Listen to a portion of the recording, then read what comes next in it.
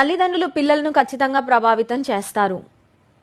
ఒకవేళ తల్లి తండ్రి ఇంట్లో కుటుంబ ప్రార్థన ఎప్పుడూ చేయకుండా, తల్లి తండ్రిని మోకాళ్ళ మీద బిడ్డలు ఎప్పుడు చూడకుండా, నా బిడ్డలు మంచి ప్రార్థనా పరులు అవ్వాలండి, మా పిల్లలు ప్రతి విషయానికి దేవుని మీద ఆధారపడాలి, ప్రార్థించే పిల్లలుగా ఉండాలి అని ఆశపడితే do you think it's possible?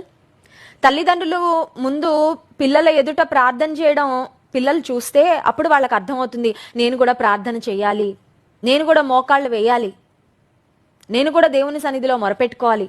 భోంచేసేటప్పుడు తల్లిదండ్రి ప్రార్థన చేయకుండా గుట్టుకుమని తినేస్తూ ఉంటే పిల్లలకి భోజనం ముందు ప్రార్థన చేయాలి, దేవునికి థ్యాంక్స్ చెప్పి తినాలని ఎలా తెలుస్తుంది?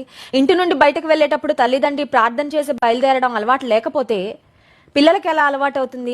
ఒక కష్ట సమయం వచ్చినప్పుడు తల్లిదండ్రి దేవుని సన్నిధిలో మోకాళ్ళ ప్రార్థన చేస్తున్నప్పుడు, కన్నీరు గారుస్తున్నప్పుడు బిడ్డలు చూడకపోతే, వారికి కష్టం వచ్చినప్పుడు దేవుని మీద ఆధారపడాలి, దేవుని సహాయాన్ని కోరుకోవాలి, దేవుని ఆశ్రయించాలని వారికి ఎలా తెలుస్తుంది?